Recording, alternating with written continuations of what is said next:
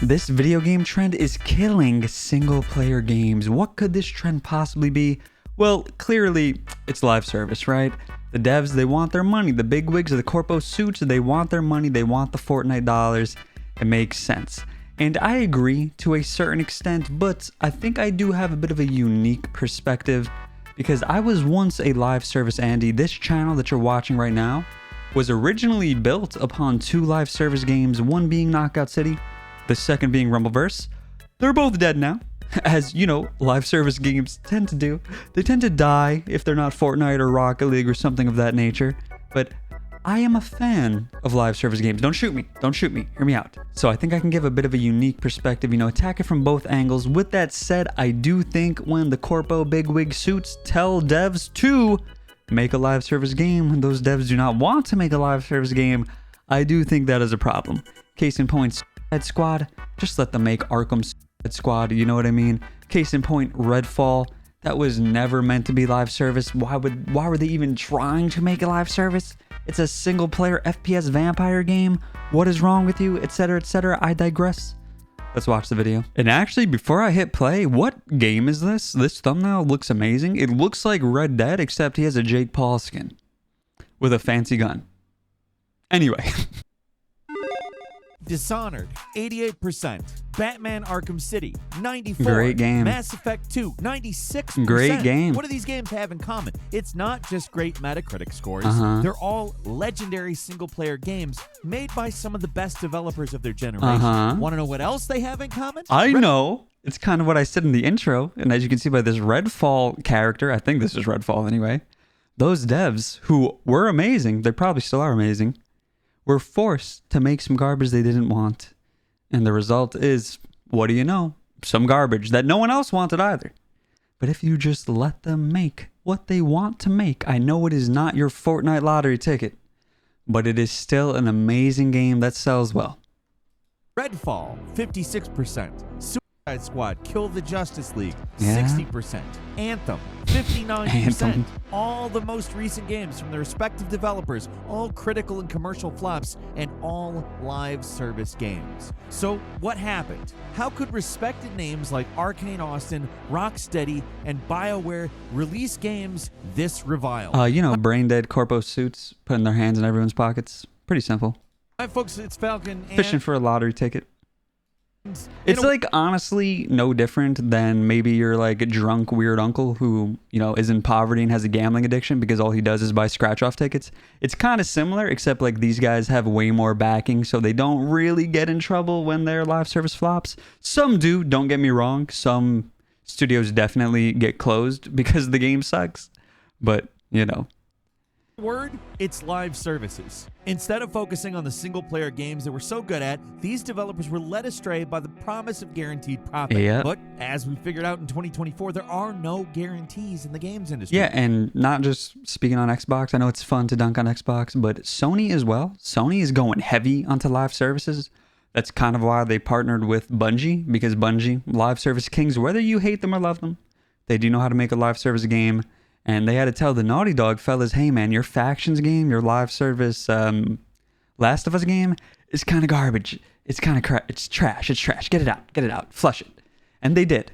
I don't know if it's entirely flushed or if it's just delayed, but it's certainly on the back burner. So every big dev or publisher, whatever the hell you want to call them, they're cashing lottery tickets. They're trying, man. They're trying to hit it big.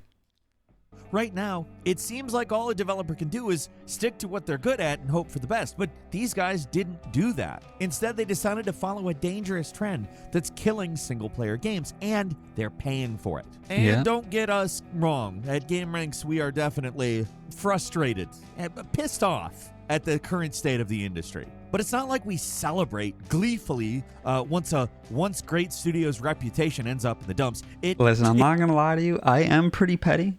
And I just, listen, I find some joy. I find some joy in the death of some games I hate. It's funny. It's funny to me that Suicide Squad failed. I do feel bad for Rocksteady, but if I'm not mistaken, a lot of the main Rocksteady heads, I believe they left during Suicide Squad, so I think it's all right. I think they're okay. And believe it or not, they are rumored to be making a new single-player game.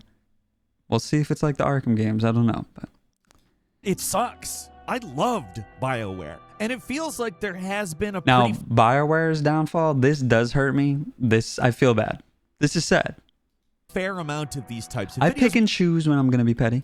We're talking about what's wrong with the game, and yeah, it's easy rage bait, but I don't take joy in tearing stuff down. We don't take joy wallowing in the filth. Yes, it's sometimes funny to point and laugh, but It we is. are losing great game creators. And We are. I just wish it didn't have to be that way. There's Agreed. a specter haunting the games industry, a specter called the live service. It's infected the minds of every corporate suit and Yeah. bean counter. And can you really blame them? Nope. They've seen runaway success with games like Fortnite, which is still absurdly popular and makes money hand over Yeah, fist. I really wonder if Fortnite will ever die. I don't think it will, especially since it has like this racing game in it. It has Rock Band in it now, Lego Star Wars even. Like, it's unkillable. It's crazy. And the guys at the top of these publishing companies, they all want a slice of that pie. It doesn't matter if it makes sense. They see the other guy's number go up, so they want their number to go up. Yeah, but you know what? I feel like they're not picking up on. Then again, they're probably far more business savvy than me. I'm just a little old gamer. But your game needs to be so extremely different from Fortnite, or it needs to be better than Fortnite at what Fortnite does. And I don't think you can do that just because of the money that Epic has, or your game's going to die. Case in point, Rumbleverse. You know what I mean? Case in point, Knockout City. It's just not going to live. You cannot compete with Fortnite. I know they want another Fortnite, but there is no room for two Fortnites. You need to kill Fortnite, and you can't. Or you need to have a game, like I said, that's just so far different from Fortnite. Like Rocket League. Though, you know, Epic owns both now. And they kind of put the Rocket League cars into Fortnite for racing. The problem is, all these guys assumed that the pie was infinite, that you'd be able to cut off Yeah. as many slices as you wanted forever, and it wasn't. There are 8 slices of the industry profits pie: Fortnite, GTA Online, Genshin Impact, and Fortnite Yeah. is another one. Also Fortnite 2. Fortnite has 6 of the slices. Then we have 1 slice for gacha. And I guess 1 slice for... What was the other game he said? I don't even remember. Genshin, what was it? Genshin? Let me just see. Oh, yeah, GTA for the roleplay heads. GTA roleplay, Genshin, and then just Fortnite. There you go. So you either need to be Rockstar, you need to be Fortnite, or you need to be a gacha game. Specifically Genshin, because there's a lot of other gacha games out there who flop from my understanding. How's Wuthering Waves doing? Let me know if you're playing that. Also, I'm going to mention Fortnite one more time to even that out to six pieces of the pie. Yeah. Everybody else trying to get those 2 pieces. Let's just call them the scraps for now. Yeah, All these we'll also call them clowns, especially if they're making, didn't mean to put my Radgers on, especially if they're making a Battle Royale, brother. BRs are dead. With that said, 343, I would love a Halo BR still. guys didn't account for how that was going to shake out, though. They just saw the big hay bales of money going to Epic and Rockstar and Blizzard, and they're like, I like money. Hey, people who are doing something that works, stop and try to do what those guys are doing, even though you don't know how to do it. WB is especially guilty of this because they have so much money. WB has an insane pool. That's why they're trying with multiverses. That's why they are beyond brain dead and did what they did with Suicide Squad. They are a good example of like a studio that can afford to fail numerous times in trying to, cash that lottery ticket. I mean, at the end of the day, the purpose of a business is to generate a profit, after all, especially if you're a publicly traded company, and a lot of these companies are. The dirty little secret of the games industry is that success is never guaranteed, though, and there's no simple formula for making a profit. There's just too many random factors that come into play, whether a game is successful or not. But screw that. Well, I'll set all the corporate executives who clearly don't understand, let alone love, video games. In their minds, Beyond, let alone love, let alone play. I'm pretty sure a lot of these fellas don't even play.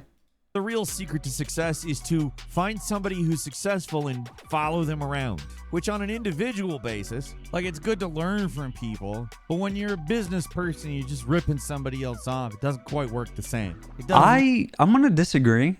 I think that is how businesses work, if I'm being real. There is no unique idea. Everyone steals from each other. A yoink and a twist. Steal an idea, change it a little bit. I think that's how YouTube works. That's how everything works, in my opinion. That's how business works.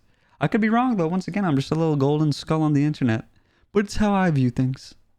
Necessarily drop. I mean, you know what? Case in point, Valve. They are known for making banger after banger after banger, no misses. I'm forgetting the name of their new game. I think it might be Deadlock. I'm not entirely sure, but that is a good example of a yoink and twist. You know, you have Overwatch, you have Valorant, you have Dota/League, any MOBA, and what Valve is doing is they're taking all those games and they're turning it into one. It's like a third-person shooter MOBA, kind of similar to Smite. It's a yoink and a twist. Gently into success land. And that's just what a lot of companies did, or tried to do. EA, Warner Brothers, Activision, Bethesda, Square Enix. They might not have mandated. No, Ubisoft? Oh, we're dunking on Ubisoft now. I was about to say, come on, you can't name all those dudes and not dunk on Ubisoft. Ubisoft. But they all wanted their game developer studios to, build some money printing presses. Oh, sorry, I mean games with endless multiplayer elements and lots of microtransactions, which Unicorn I ship can't pack. imagine that That goes hard. Happy Pride Month, by the way. ever getting old. The important thing to keep in mind is that the games industry wasn't immediately reacting to Fortnite's success. Almost all of these flops were in development well before Fortnite became the biggest thing in town. Live service was a direction the industry was already going in. Everybody wanted that big hit, and when games like Fortnite and GTA Online started dominating the space and publishers started posting record profits, that really accelerated people's plans. To anyone in the know, it sounds insane for a company like Arcane Austin, most famous for their work on Prey, still underrated to this day, to do that. Like Bethesda going, hey, Arcane Austin, we own you, and what we want from you is live service games. When you clearly so make stupid. immersive sims and do it in a highly specific way that is both critically and commercially well received. And then Microsoft buys them, and Redfall just tanks hard because it's Redfall. And that's the first thing that Microsoft observes. I mean, this is a studio that really knew single-player games. People got jobs at Arcane Austin because they liked that kind of game, because Arcane Austin was famous for it. So everybody at Arcane Austin was really enthusiastic about that kind of game. And yet, in 2018, the same year Fortnite was really taking off, Arcane started work on Redfall, an online-only open-world cooperative shooter. It's easy to just point at ZeniMax or Bethesda and say they forced Arcane into making a bad game. And for you can just tell this was simply meant to be a vampire-esque type Dishonored. You know what I mean? Like, in a way, you could just tell it was meant to be that. And them trying to put in all the co-option. I stop it, man. Come on. most part, I am going to say that is most of the problem, particularly with this one. That being said, devs are perfectly capable of making bad decisions on their own. The orders don't always come from the top. When ZeniMax wanted more microtransactions, Doom Eternal did it by shuffling all that stuff off to the multiplayer mode. The game still had a robust single player. Yo, I didn't even know Doom had multiplayer component though. And really, regardless of whose fault it is, Arcane making Redfall proved to be a terrible idea. Yeah. Right from the start, the project I wonder if the game wasn't just outright trash and a buggy mess, if it would have been received better. I think just barely, to be honest with you. It'll go from a 3 to a 5 maybe. Direction and enthusiasm for pretty much everybody involved. And according to reports, no one at Arcane wanted to make it. And you yeah, can I'm just not surprised. see that in the buggy half. And it's a shame because vampires are cool. The setting of Redfall is cool. If you let them make the game they wanted to, this would probably be a cool game. But here we are. Final product. Sources said the whole project I don't think live service has a place in any single player game that goes for a co-op shooter as well. And I'm not talking Helldivers. Helldivers is a good example of a game that does live service beautifully. I think that is where live service shines. I also think live service Fortnite is great as well. If a game is pretty much fully multiplayer, specifically PvP, though Helldivers showed that PvE works, I think live service is a great thing. You want a multiplayer game to be updated repeatedly over and over and over so it stays fresh and there's always new content. So in the case of multiplayer, mainly online PvP games, I think live service is great. You can shoot me for that, that's fine. But I think that is a beautiful thing. I think something like Redfall being live service is beyond brain dead. Just incomprehensible other than, corpo suits wanting to print money. such a boondoggle that many in the company secretly hope Microsoft would simply cancel the game after the acquisition. And as much as It would have been better off. I know it sucks to flush all the money down the toilet, but the reputation might have been salvaged. Then again, people would have been like, Microsoft bought Bethesda, then they shut down the game. There really is no win, I guess. Maybe just indefinitely delay it. You could try that, like Sony's doing with factions. people used to praise Microsoft's hands-on approach with their studios, they probably should have canceled that game. I think it probably would have been better for everybody because they would have stopped sinking money into it and Arcane Austin would still exist. I mean, not that it really matters anyway, because it's estimated that around 70% of the staff that worked on Prey left the studio by the time Redfall actually shipped. The project was so disheartening to the people who wanted to be at Arcane that they just quit rather than deal with it. Like, they're obviously talented people. It'll be harder for them to bounce back somewhere else, but it's not like they're no-talent hacks. They will be able to find work. So why not leave? If you're going to be stuck working the game industry, will they be able to find work? I don't know. If there's any game devs watching, I wish you guys luck. Seems rough out there. All the firings gone down. But hey, the COVID boom, it is over. So on something that just kills your will to wake up every day, why stay there? And, because of this, Arcane Austin also struggled to fill empty positions because I don't know how you get people who are like really excited about working in live service games at Arcane Austin, the developer famous for immersive sims. I think a lot of people would be thrilled to work on live service games well, actually, no, they probably wouldn't. I assume there's a crazy crunch there. But what I was going to say is if the studio's known for live service games, then yeah, I could see someone being excited to work on maybe their favorite live service game. Maybe people love Destiny and they want to work on Destiny, It makes sense. But at Arcane, nah. Say to me, there's a position open at Arcane Austin. I'm like, oh, really? Yeah, they're making a live service game. Oh, well, I'm not going to apply for that. That's how my brain would work if I were them. And live service games are the problem, but they're not the full problem. It's possible for a live service game to be good. Helldivers 2 shows us that in spades. True. The problem here is forcing single-player devs who are not interested or straight up don't know how to make live service games. That's the problem. That's the biggest, most glaring problem, I think, even more so than the idea. Yeah, honestly, if this wasn't a trend where single-player devs are forced to make live service games, I don't think the general sentiment about hating live service would exist. I really don't. Also, this is a banger quote. 2004, you go into a store to find a game. 2024, you go into a game to find a store. That hits, man. That really does hit. A live service game exists. No type of game is automatically good or bad. But it is automatically bad to try to get somebody who doesn't know what they're doing or doesn't want to do something to try to do the thing, because that thing is going to suck. Agreed. And let me go on a quick little schizo rant real quick. I love sports games, believe it or not. I do. I know it's gross. I'm a gross person. I apologize. But specifically, I love the UFC games. All of EA's UFC games are garbage, don't get me wrong, but their later entries are even more so garbage. And what that guy was just saying is, don't make someone make games that they don't love. And you can just tell the devs working on EA UFC do not care about MMA. They don't care about UFC whatsoever. And you see it in the product. This is trash. You don't need a passionate dev to make a good game, but it certainly helps. You know what I mean? You'd run into this issue with genre changes anyway. Oh, yeah. See, like you just said. Imagine taking the Battlefield team at DICE and saying, hey, make Baldur's Gate 4, please. It would probably be a disaster because, these are multiplayer shooter guys, not systematic RPG. I cannot wait for Larian Studios' next game. Whatever it's going to be. They're supposedly working on 2 massive RPGs, and no, neither of them are Baldur's Gate 4, so we shall see.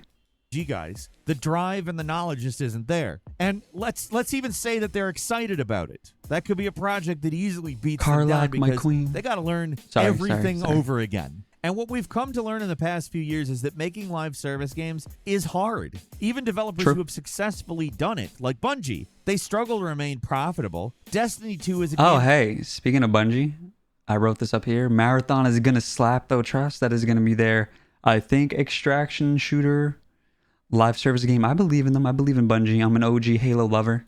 I don't like Destiny, but whatever. But if you are into the terminals in Halo, then you know what Marathon is about. Characterized by crisis. It's a game that always seems like it's on the verge of completely breaking down. Yeah, like, is this true, though? I'm pretty sure Destiny does extremely well still, do they not? I know they just had that terrible leak, like on the PSN cloud, where people could play the latest expansion early. But I'm pretty sure Destiny still gets a lot of money. I know they have a ton of players on Steam.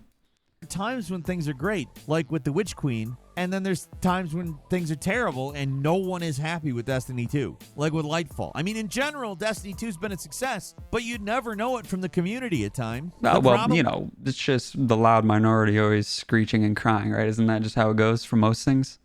With live service game is they require a constant stream of updates to stay afloat, and that means they need a constant stream of labor, and that means you're never done with them. Ever. And it's a delicate balance. You have to but it also means you never stop making money, right? Be satisfying, but not quite satisfying. Well, I don't know if the devs never stop making money, but the suits never stop making money. The shareholders. To be done. Like, I will go ahead and say this. That's not automatically bad.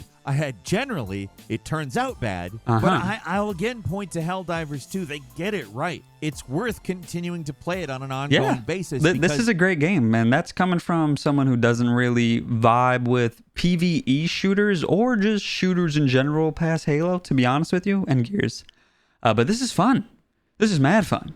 I can't believe I enjoy this, but I do. It is just satisfying enough to not be satisfying, but be satisfying. I know that sounds ridiculous, but still. That is an extremely difficult balancing act. A dance with many delicate steps, one in which a single mistake could send the dancer flying, landing right on their face. And that allegory took the extent of Bro, that looks like... Okay, it doesn't. I was going to say that looks like Jared from Subway. Dancing knowledge. You're welcome. Like, take Anthem. It's another example I'd rather of a not. game where Dude, one of my friends tried to get me to buy this. I felt bad in the moment for being like, dude, I don't think I should get this, man. In fact, I think you should try returning it, bro.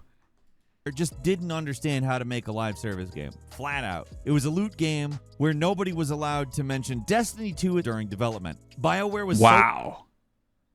That's weird. Relax. It's okay to be inspired by others. Bozo. Desperate to avoid comparisons to other games, but instead of doing something unique, it just... Yo, I'm sorry, this is off topic, but I really want Dragon Age. The new Dragon Age, what's it called? Dreadwolf or something? I don't know, bro. You know what I'm talking about. I need that. Meant that the game fell into the same pitfalls that other developers had run into and learned to avoid years ago. Basic game design decision problems pop up because, quote, old-style AAA multiplayer game sensibilities tend to fly in the face of the realities of live service games. Anthem, The Avengers... Oh my god, I forgot about Avengers. It's so funny that Suicide Squad essentially did the same thing Avengers did, expecting a different outcome. Kill the Justice League, all of these... Though I think Squad's gameplay is supposedly better than Avengers, though that's a pretty low bar with all due respect. Are built like single-player games with a level of fidelity, which is fine for a single campaign with a beginning, middle, and end, but it's kind of a problem when the developers are expected to continue the story forever. Either these games end up feeling hollow and incomplete from the start, with developers cutting content from the main game and slowly sprinkling it out in content updates, or the live service aspect. And you know what? Since they just showed, what's that called? Suicide Squad, and what's the other one? Skull and Bones? I think that was Skull and Bones anyway. The only quadruple A game. Another thing that these devs do, or not devs, I guess devs anyway, on Twitch, they put Twitch drops on live service games. So now you're saying like you can never expect the content to end. You always got to work. And it's similar for the players. You always got to play. But you also need to fraudulently boost the viewership on Twitch. A lot of these live service games, a lot of their main viewership on Twitch just comes from people hunting drops. Like, those aren't real viewers. Please take it from me. I have a partner badge on Twitch because I played Knockout City and there were drops. Though Knockout City's drops were more respectable because you had to get into the Knockout City partner program. You had to like prove that you were a proper content creator and you deserve to be there, at least in the beginning. In the end, they ended up letting everyone in, but I digress. So yeah, I stole a partner badge there. I've played the game. I see how it works. There's a ton of streamers who, with all due respect, would be pulling like 20 views at best with no drops, myself included. I'm being extremely transparent and real with you here. There's dudes right now in Multiverses pulling in 1,500 views when their real viewer count is 10 without drops. I'm dead serious. They just do a marathon stream for 24 hours and it fraudulently boosts the viewership for these games. You know, they show up in the Twitch category higher and it's garbage, man. It's not real. It's disingenuous. But I digress. Back to the video. Just barely exists with the game going months on end without updates. Either direction can kill a community. And another thing that a lot of these developers failed to take into account was the community aspect. For a live service game to thrive, it needs an active and engaged community. According to whoever you talk to, whales are responsible for 60 to 70% of the revenue in every... Interesting. I can see that on Genshin. Everyone trying to like 5-star their waifu. Is it 5-star their waifu? You know what I'm talking about. They need to like get the 5-star waifu repeated times. I could see whales going crazy on that, but 60 to 70%, damn, man. How many whales are there? What dignifies a whale? Someone who spends like 60 or someone who spends 6,000? You know what I mean? Free game, but without the community, without the people there. The most I've ever spent on any game ever that's not like a special edition would be $220-ish. On Rumbleverse. But, you know, I was a content creator. I wanted the funny skins. And Epic ended up refunding everyone anyway once that thing got shut down in 6 months. So, you know, whatever. The whales. But I do know I was one of the highest spenders on Rumbleverse, at least from polling my Twitch chat. Everyone was like, oh, I don't buy anything. $5. And then they wonder why the game dies. Have nothing to do. It's something that executives just flat out don't understand. They think, oh, well, it's like just cater to the whales. Give them exactly what they want and screw everyone else. It leads to decisions. Is that what League's doing with their $500 skin? I'll put a link up here if you want to watch that video. But yeah, there's a $500 League skin. Pretty crazy. That can be very political or pandery, and a game never builds a community because no one wants anything to do with it except for a very specific type of person who might be willing to give money based on the appeasement of their sensibilities. That's idiots. Highly specific example of the community problem that these developers have, but it goes out to be much more broad. Think about the other pie, the player, their time and their money. It's Finding us. a player who loves a game long enough to play it endlessly is one thing. Convincing them to play a few at once? Yeah, see, that's what I was saying. Like, you need to outright murder Fortnite or be so extremely different from Fortnite. And they're not really doing that. I guess Diablo fits the mold, but Diablo's not doing too well, right? I heard they're doing a little bit better now, but people are still just playing Diablo 2, bro. Come on. PoE 2's coming out, though. That looks pretty good. That's tough. We all have obligations in life. Jobs, school, family. No, yeah, it's crazy. Like, I met some people who were playing Rumbleverse and Knockout City like it was their full-time job, where, keep in mind, I was a content creator for it, and, like, I literally made money off the game, but they felt like they had to be playing more than me. Like, they had way more hours than me. Live service games, they can fuel your addiction, and a lot of people, they do get deeply addicted, and that's what a lot of these devs want to happen. And, like, I don't blame them for it. Like I said, money, I get it, lottery ticket. I'm just saying it's insane how addicting people can find these games. Hygiene, physical and mental health, cheeses from various countries. There's a lot of different cheeses. I've probably had 9 of them. Yeah, but Italy has all the best cheeses, so just, you know, stick in Italy. There's a lot to experience in life. Italy is the Fortnite of cheeses. Prove me wrong. And some of it you have to do, some of it is optional, but it all takes time. You can't exactly mainline Destiny or World of Warcraft and Warframe and Fortnite and play Diablo's new season and be a productive member of society all at once. Like, it's not going to happen. I'm sure some of you are going to say that you can, but you can't. You can't. Don't try to do that. It will I wish you could, man. I really do. I wish we all had a universal basic income. I wish robots were doing everything for us, but they're just not. Kill you. Like, we talk about crunch in game development, but what about on the consumer end? I mean, I was kind of speaking about this when I touched on the Twitch viewership and like the streamers streaming for 48 hours. They're not there, mind you. They're just like playing YouTube videos and whatnot. But the viewers, like, it's like a job to them. They need to do their dailies and they need to make sure they're in this Twitch stream to farm these drops for 18 hours. It's crazy, bro. The game becomes a job. And once that happens, I'm out. I don't want to play no more. Helldivers does a really good job of making it not feel like a job because their battle pass things, whatever it's called, war bonds, they're not limited time. You can always do it. I believe Halo Infinite is the same way. Us to do crunch, except for they want us to pay them. The reality of life is that adding another live service to your play is a tough sell, especially if that game releases as a mess or doesn't have like a good content roadmap. Which is essentially every game that's been released in the last 3 years. You know, any of the many live service problems we've talked about over the last few years. Like in Redfall, you can see a kind of glimmer of the old Arcane in some of the world design, or in Suicide Squad, there's hints of the Rocksteady we all know and love in certain set pieces. But with these games, their unique vision was sacrificed to chase a trend. When you try to please everyone, you can end up pleasing no one. In fact, it's much more likely than pleasing everyone. And it didn't have to be this way. Again, there are good live service games, even ones with solid single-player components, like take GTA Online. GTA 5 is still there. It's playable. Yeah, you know, it kind of blows my mind that GTA blew up for the multiplayer, not the single player. Because still to this day, when I think of GTA, of course, I'm going to think of the single player. You know what I mean? And the modes are completely separate and don't interfere with each other. It's kind of a drag that Rockstar gave up on some pretty amazing sounding DLCs starring Yeah, that does suck, but once again, I can't blame them. I really can't. I wish I could, but hey. This one hurts me though. Liberty 5 DLC. Brother. Now I'll blame you. We were so close. As a secret agent for the single-player game and instead dedicated all their time to GTA Online, but the core game is still there and it's still excellent. The same seems like it's going to be true for GTA 6. Of course. Following that mode, even if the single-player game turns out being a loss leader to get people in the door for GTA. I don't think it'll be a loss leader.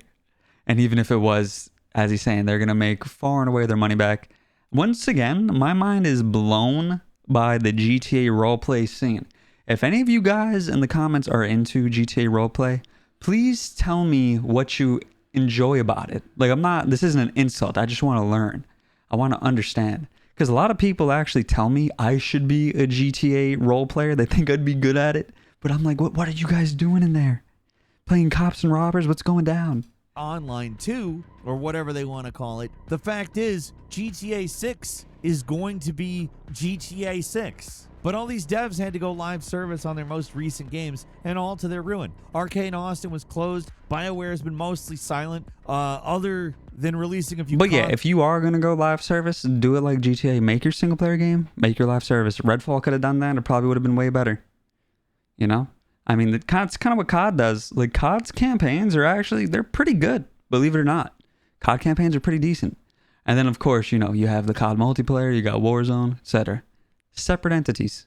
Concept art compilations doubling as trailers since 2019. And they lost. Honestly, Suicide Squad probably could have done that too. A lot of their key figures. We don't know what's going to happen to Rocksteady after the failure of Suicide Squad, but that game was specifically called out as a failure by Warner Brothers Discovery, and it's unlikely that the planned content for the game is going to all come out, and who knows where they're going to be in a year. Other studios have suffered too. Platinum's reputation was damaged after the abysmal Babylon's Fall. I just assume that there's some Dude, I don't even know what this is. Contractual obligation with that travesty because it makes no sense whatsoever. Yeah, Kamiya stopped working at Platinum, but that doesn't mean every single I got it now. I need to see the Bayonetta connection. person with the That's how irrelevant that game is. Sensibilities left. In fact, I'd wager there are a lot more people there that understand how to make games. What the hell got them involved in Babylon's Fall? Every time we bring that one up, I'm just beyond frustrated with it. But I'll say this, out of the primarily single-player studios that made a live service push, Naughty Dog is probably the one that got out unscathed because they did the sensible thing and just canned The Last of Us faction. Okay, so it is officially dead. And yeah, they did do the sensible thing, but it is because they had a literal live service consultant. All these other devs, I don't think they have a live service consultant. I don't think they have Destiny there, tapping on the door, tapping them on the shoulder saying, hey man, cut it out. This is garbage. Stop it. Get some help. too. It still costs the studio years of wasted time that could have been better spent focusing on what they're good at, but at least they're not stuck supporting a game they have no ability to keep running for years on end. That's the real issue with live service games. They're very risky propositions, even when they're being made by developers You know who know what exactly. kind of makes me salty? That Fallout 76 became profitable in the end. All because of the Fallout show. It was an amazing show, don't get me wrong. I have many videos about that show on this channel. I loved it. But 76 winning in the end, scummy Bethesda winning in the end, it irks me a little bit, but I'm glad you guys are having fun.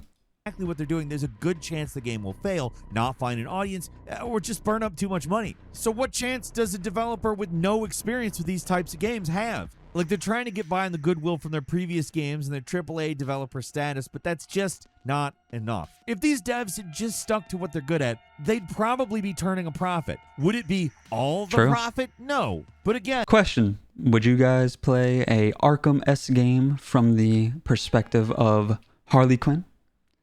I think you would. I would. It's probably a day one purchase for me, honestly. The Arkham games are some of my favorite single-player games ever. there is a specter haunting the games industry. And when you can't get all the profit, it's just not good enough for some publishers and studio heads. Ultimately, the mindless pursuit of profits over rational business planning is the real problem here. Yeah. And you could ask anyone but a studio head or one of these business executives running a publisher, anyone else, ask any other person, they'll tell you maybe we should have a plan. But for them, there is no plan. The live service game is basically like oil in them dar hills. Mhm. We don't have a plan. We're just going to set a bunch of people loose with pickaxes and hope somebody comes back with oil or gold or diamonds or something. Whatever. It's whatever's worth money. Just bring it back. No, they should have a plan. And the plan should maybe involve using people's talents and skills that have been established to make things that people want. And again, I realize that it's easy to take a big old dump on live service games, and I will continue to do that. But it's not just live service games. The industry feels like it's in a free fall. But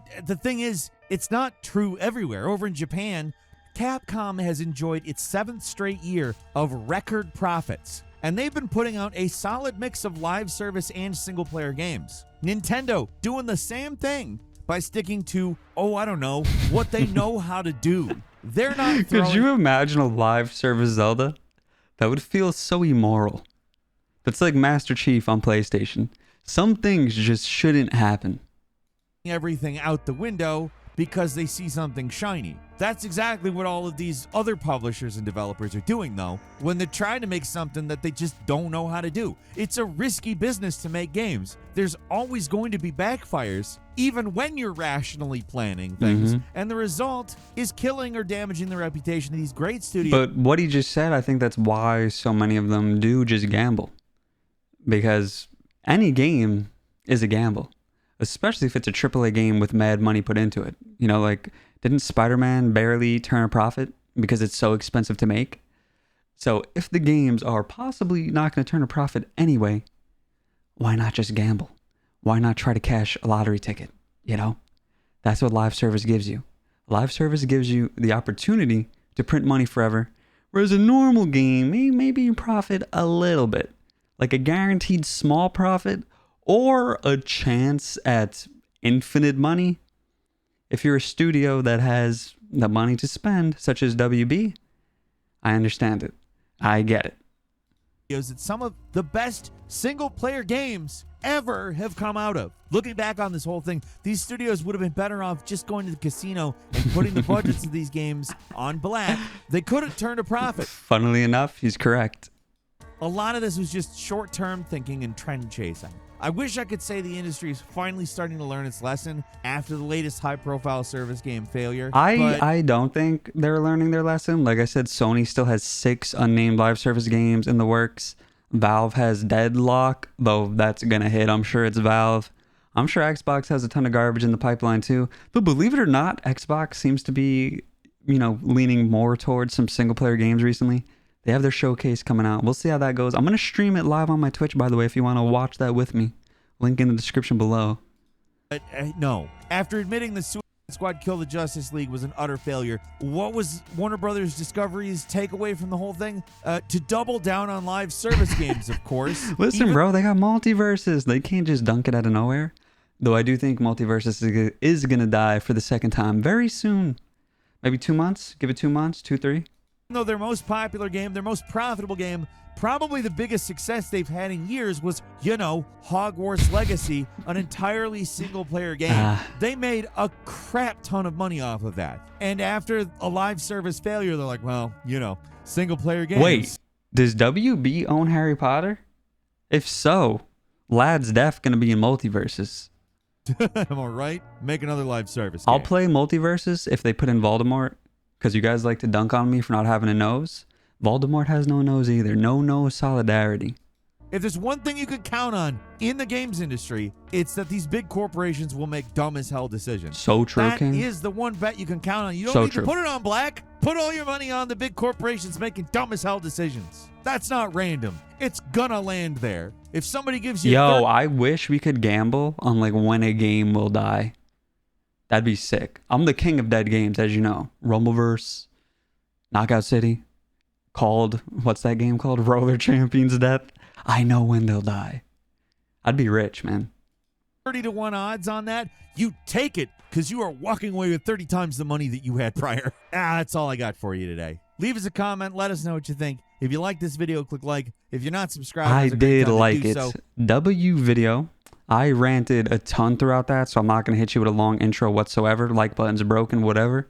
But I enjoyed that. I hope you enjoyed that. Let me know your thoughts in the comments below. Go follow me on Twitch if you're into that. Thanks for watching. I'll see you when I see you.